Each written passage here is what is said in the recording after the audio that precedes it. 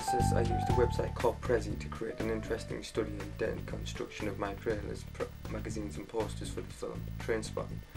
This allowed me to be freely creative and more media-based platform demonstrating my points. Blogspot was probably the best for making coursework because you can work from it almost everywhere, and if you get the opportunity to have internet access, you can include almost anything.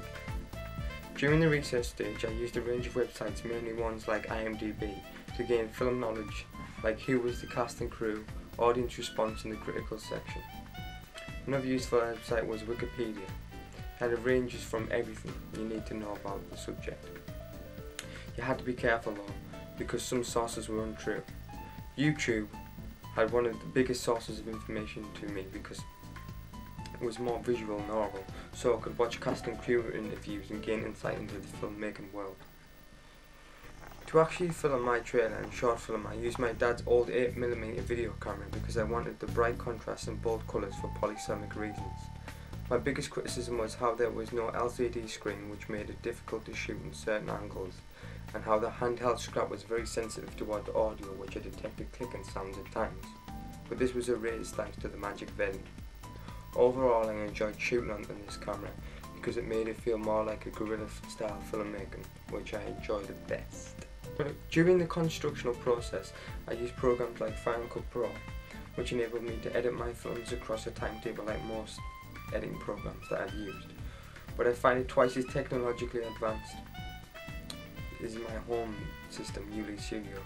I find Final Express better because you can drag all of the film anywhere without losing pixel resolution. Another interesting program is GarageBand. It teaches you how to keep rhythm with the film and how there is a visual, rhythmic language that communicates with audience. The most new program I've used was Adobe Photoshop because I'd never used it beforehand. I went through tutorials on YouTube and gained the knowledge and accessed it how I wanted it. The thing I learned most about the program is how magazines and posters are made, and how the layering to cluster and images are all put together, and how to look appealing and represent the whole film or magazine through using connotational language. In the evaluation stages, I used mainly my home editing software, Uli Studio, because it was more accessible, and I created videos by recording them on my own Samsung DVD camcorder. I plugged a SCART lead into the back of the camera, recorded them onto a DVD recorder, and then put it into a disc insertion, uploaded it onto the editing program. I also had made use of sending information on the YouTube account because I asked for audience feedback and I got it instantly.